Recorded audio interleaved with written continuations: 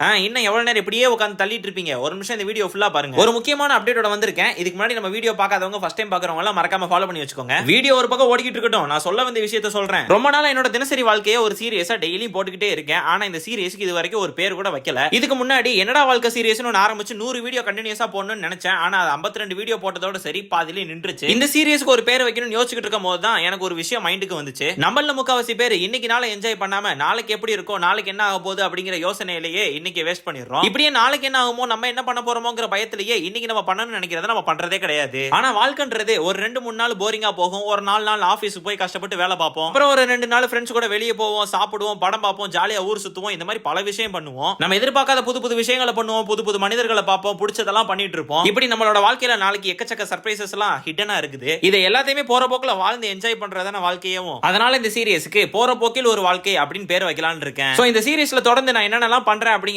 மறக்காம ஃபாலோ பண்ணிட்டு பாருங்க. பேர் நல்லா இருந்துச்சுன்னா மறக்காம கமெண்ட்ல சொல்லுங்க. நாளைக்கு வீடியோ சந்திக்கலாம்.